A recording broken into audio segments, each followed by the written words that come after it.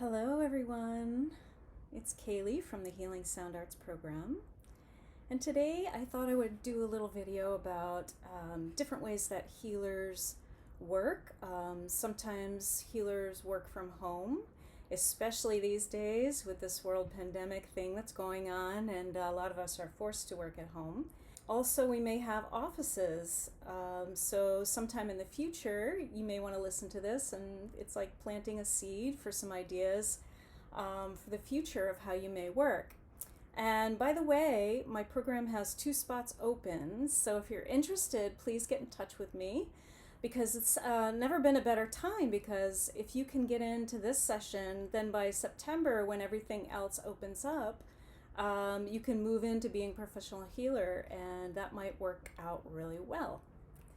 So one of the things that I've noticed about working from home, I'll just start with the home-based business, is it can be very freeing and very flexible, because if you're in your own space, you have a lot of control over, what time you work and when you want to use the space and all of that.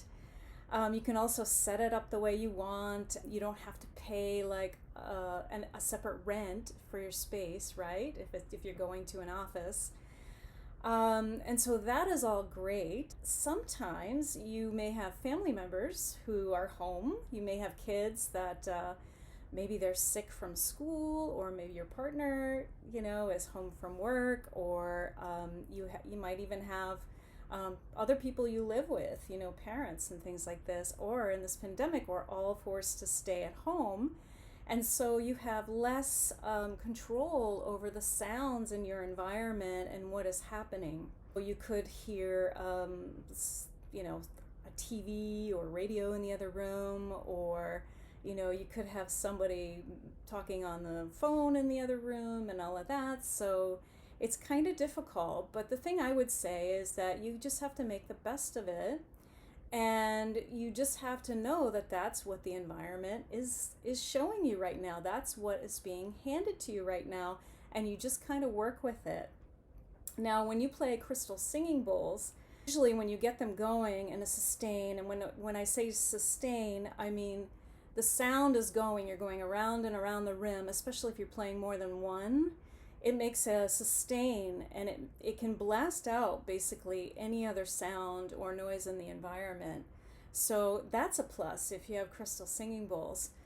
Another thing I would say is that it is the practitioner. So if the sounds in the space of your home where you're working irritate you or bother you, you have to work on that, because you're holding the frequency field, the space, for your client to entrain with. So that can be a challenge sometimes. So then you have the condition of you going out and renting a space. You can rent it from someone else who already has their own healing space, but they're renting to you a couple days a week, or you can just go rent your own space. And you can decorate it the way you want and do whatever you want in the room and see your clients however you'd like to. However, when you're renting a space, there are some things to consider. When you're using sound, you have to make sure that it's quiet enough for your clients and yourself, but then it's also a place where you're able to make sounds. Because some of the sounds that we make with our voice, and when we sing into a person's body or into their soul, and we have to make these sounds with our voice, a lot of times they're not pretty melodies, or they're not sweet, like, sing-songy, fall asleep kind of sounds. Sometimes they can be quite jarring, or like really electric, or sounds that other people that may be renting offices or space next to you might not be used to hearing. So when you're looking for a space and you're using sound, you may have to consider those things and ask the person if it's going to be okay to have a sound practitioner, because when you're playing a drum, that can become very loud. And the bowls can be very loud, especially the large bowls, and your voice can be pretty loud. So that's one thing to consider. Another thing that you might want to look at is if the room is padded, you know, if it's made for sound. Like if it's a sound studio and you're renting it a couple days a week, that might be nice because it's made for sound, right? You want to look at this, I forgot the name of it, but it's a certain tile on the ceiling that will help dampen the sound so it's not as loud. The sound coming out isn't as loud. And then you also want to use fabrics like pillows and cushions and curtains over the windows and, you know, like padding to go on the floor. For maybe if you have groups in that room, you can use a little tie mat is what I use. It's a tie mat. There's one on the floor behind me. But basically I can fold that in half and it turns into a little couch kind of thing. If I have a group, I can fit 3 people on it, and then I just have a couple other meditation cushions around for people to sit in a circle. So those are nice. And then when I want to do a one-to-one session, I just unfold it.